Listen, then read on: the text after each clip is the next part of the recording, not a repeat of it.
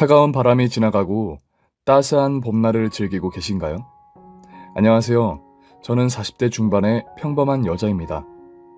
다들 평범하다고 소개하시고 사연을 들어보면 그렇지 않은 경우가 다반사인데 저 역시 지난 과거를 생각하면 파란만장까지는 아니어도 순탄치 않은 삶을 살았던 것 같습니다. 그중 시댁과 있었던 아주 큰 사건이 하나 있는데요. 정말 이걸 들으시면 까무러치도록 놀라고 재밌을 거예요. 그럼 저를 믿고 이야기를 들어주세요. 저는 30살이 되고 회사를 이직하며 남편을 만나게 되었습니다. 그이는 저보다 4살이 많았는데 매일같이 만나달라고 졸라대는 바람에 한두 번 밥을 먹었어요. 그런데 보면 볼수록 사람이 괜찮았고 변함없이 저를 좋아해줘서 거기에 넘어가 버렸답니다. 그렇게 2년의 연애를 하고 자연스럽게 결혼까지 했어요. 그리고 3년 동안 같이 회사와 집을 오가며 지냈습니다. 그러던 중 저는 임신을 하게 되었고 입덧이 너무 심해서 회사에 나가지 못할 지경까지 이르렀어요. 그러자 그이는 저에게 회사를 그만두라고 했답니다. 당신 너무 힘들어 보여서 안 되겠어. 회사 그만둬. 내가 당신을 먹여 살릴 테니까. 무슨 소리야. 당신 월급으로 어떻게 나랑 아이를 감당해. 내가 쉬면 형편이 힘들어질 거야. 그러니까 괜한 말 하지 마. 그러자 남편은 그동안 참아왔던 말이 있다고 하더군요. 나 말이야. 사업하는 게 좋겠어. 우리 식구를 위해서라도 지금보다 나은 가장이 되는 게 좋지 않겠어? 사업 자금은 내 퇴직금이면 충분할 것 같아. 처음엔 다들 작게 시작하니까. 뭐? 사업? 무슨 사업이야. 사업해서 망한 사람 한두 명 봤어? 우리 회사에 다니던 실력 있는 박 과장님도 회사 차렸다가 쫄딱 망했다잖아. 당신도 그렇게 되고 싶어? 제 만류에도 그이는 한 번만 기회를 달라고 했습니다. 모두 저와 뱃속의 아이를 위해 내린 결정이라며 자신 있으니 믿어달라고 사정을 하더군요. 그래서 전 생각 좀 더 해보자고 말했고 그이는 매일 저녁마다 사업 이야기를 꺼냈습니다. 남편의 결심이 얼마나 컸는지 제가 아무리 말려봐도 통하지 않았어요. 한 달 동안 사업을 하느냐 마느냐에 대한 이야기로 매일같이 말다툼을 하니 저도 진이 빠지더라고요. 그런데 생각해보니 남편의 말대로 집에서 살림하고 아이를 키우는 것도 나쁘지 않을 거란 생각이 들었습니다. 게다가 남편이 성공할 자신이 있다고 귀에 못이 박히도록 말하니 믿음도 생기더라고요. 그래서 결국 저와 남편은 회사를 나오게 되었고 그이는 곧바로 사무실을 임대해 사업을 시작하게 되었습니다. 그런데 역시나 사업은 처음부터 잘 되는 게 아니었어요. 남편은 몇 날 며칠을 사무실에서 밤을 지새우며 거래처를 구하려고 갖은 애를 썼답니다. 다행히 얼마 지나지 않아 거래처 몇 군데를 뚫어 이익이 발생하기 시작했고 제 배가 불러올 때쯤에는 여러 업체와 거래를 하며 많은 돈을 벌어들였네요. 그래서 전 남편 덕분에 호강하며 태교를 했고 몇 달 뒤에는 건강하고 잘생긴 아들을 낳게 되었답니다. 본격적인 육아를 시작해보니 회사 다니는 게 훨씬 낫겠다 싶을 만큼 힘들었어요. 아들 녀석은 어찌나 많이 우는지 제대로 쉬지도 못하고 살림과 육아를 이어나갔어요. 한편 남편은 제가 걱정하지 않아도 될 만큼 사업을 잘 운영해 나갔고 직원도 셋이나 뽑아 일의 영역을 넓혀갔습니다. 더불어 더 넓은 평수의 아파트로 이사까지 했답니다. 그래서 전 앞으로 돈 걱정은 하지 않고 살아도 되겠구나 하는 심정으로 집안에만 온 신경을 쓰며 지낼 수 있었어요. 그렇게 세월은 빠르게 흘러갔고 제 아들이 유치원에 들어갈 만큼 성장하자 남편의 사업이 조금씩 어려워지기 시작했어요. 회사가 망할 정도는 아니었지만 그이가 가져다 주는 돈이 제가 회사에 다녔을 때 받던 만큼의 수준이었거든요. 이에 저도 다시 회사에 다녀야겠다는 생각이 들어 남편 몰래 여러 군데 이력서를 넣었답니다. 그런데 경력 단절과 애엄마라는 이유로 저를 받아주는 회사는 어디에도 없었습니다. 화가 나기도 했고 6년 동안 저 자신이 정체되어 있다는 것에 회의감도 들었어요. 어쩔 수 없이 저는 그동안 해왔던 살림과 아들을 돌보는 주부로 지내며 알바거리를 찾아다녔습니다. 남편은 곧 사업이 커질 테니 일 같은 건 하지 말라고 했는데 아들 교육비와 생활비만 충당해도 돈이 순식간에 사라지니 제가 손을 보탤 수밖에 없었어요. 그래서 제가 구한 알바는 학원 홍보를 위한 전단지 배포 알바였어요. 아들이 유치원에 가 있는 동안 할 수 있는 일을 찾다 보니 전단지만큼 좋은 게 없더라고요. 게다가 시급도 다른 알바보다 후하게 쳐줘서 마다할 이유가 없었죠. 그렇게 짬내며 알바를 한 달 동안 했더니 예전 생각이 문득 떠올랐습니다. 사회생활을 오래 한 건 아니었지만 나름대로 자부심도 있었고 돈 버는 재미도 있어 자주 회상했네요. 여하튼 제가 알바로 번 첫 월급은 120만 원이었어요. 하루 5시간 투자해서 그 정도를 벌었으면 괜찮지 않나요? 저는 매우 흡족해서 전단지 알바를 계속할 마음이었답니다. 하지만 얼마 못 가 남편에게 알바하는 사실을 들켜버렸어요. 그이는 저에게 상처되는 말을 하더군요. 여보, 아무리 돈이 없어도 그렇지 전단지 알바가 뭐야? 당신은 회사 사장 사모님이라고. 무슨 말이 그래. 사장 마누라는 전단지 돌리면 창피해하는 거야? 직업에 귀천이 어디 있냐고. 그리고 당신이 사장이면 뭐해. 당신이 가져다주는 월급으로 생활이 안 된다고. 적금까지 깨야 할 판인데 가만히 있으라고? 저의 전곡을 찌르는 말에 속상했는지 남편은 더 이상 말하지 않았습니다. 이렇게 저는 전단지 알바를 계속했어요. 1년 동안 꾸준히 일해 시급까지 오르게 되었죠. 하지만 얼마 지나지 않아 학원장이 바뀌고 전단지 홍보를 하지 않겠다고 하며 저를 잘랐습니다. 하루아침에 날벼락이라는 말 아시죠? 그것처럼 알바하러 가는 길에 해고 전화를 받았네요. 그래서 다른 곳에 전단지 알바를 알아보는데 자리가 거의 없더라고요.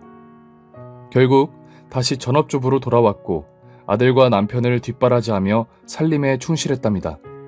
세월이 조금 더 흘러 아들이 초등학교에 들어가게 되자 제 걱정은 더 커졌어요. 남편의 사업이 지지부진하니 취직자리를 찾아야겠다고 결심했죠. 그렇게 이력서를 다시 꾸며 여러 회사에 지원했고 초조한 마음으로 결과를 기다리고 있었어요. 하루 종일 핸드폰을 손에서 놓지 않고 있을 정도로 간절했답니다. 하지만 역시나 저를 받아주겠다고 연락 오는 회사는 한 군데도 없었어요. 제가 아무리 대학을 나오고 사회 경험이 있다고 해도 오랜 시간의 경력 단절 직원을 환영하는 곳은 아무 데도 없었습니다. 그런데 얼마 지나지 않아 남편이 좋은 소식을 들고 왔어요.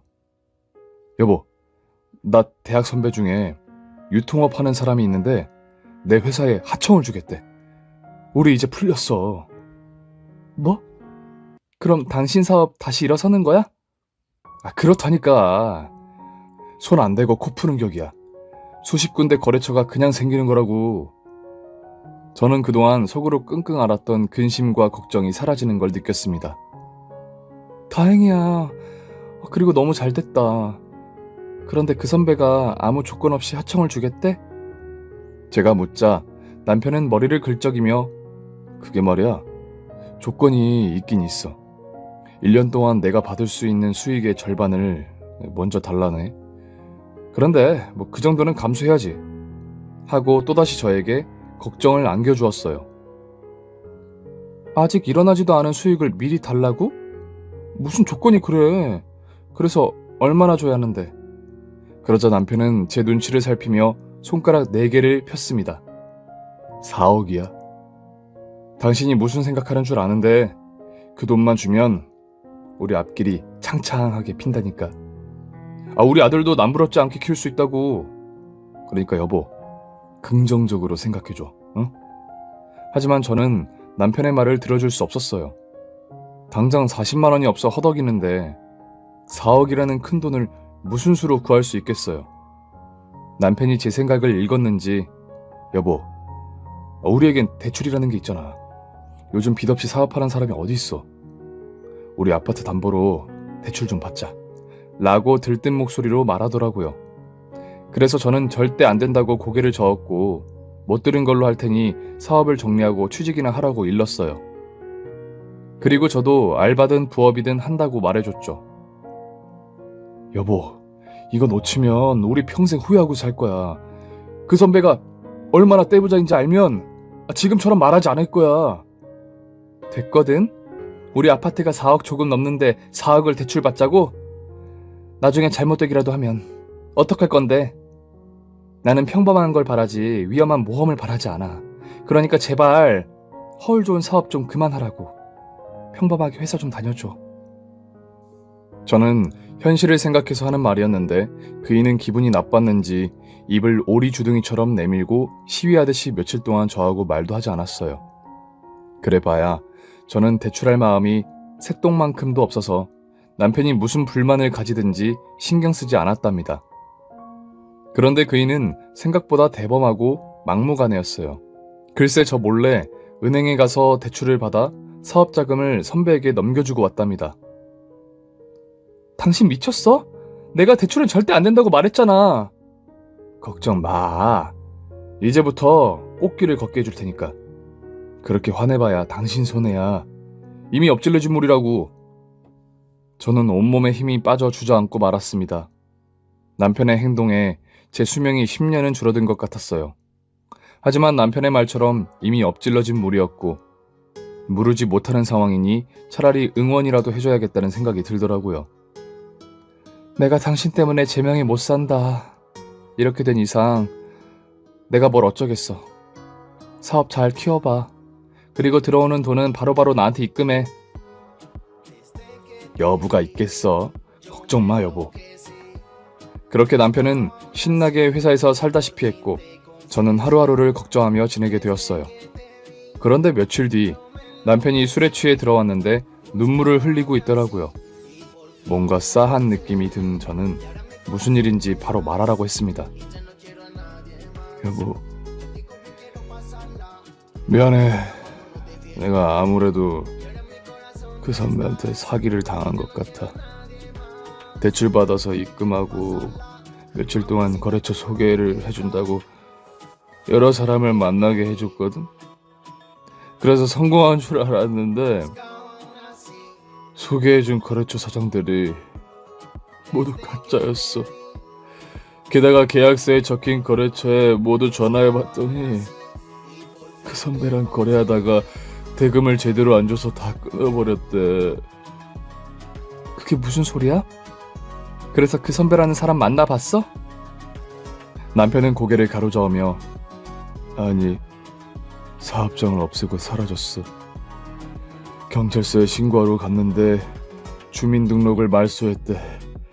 이 인간이 계획적으로 나한테 접근했던 거야, 여보. 우리 어떡하지? 그 인간한테 준 4억이 휴지 조각이 되어버렸어.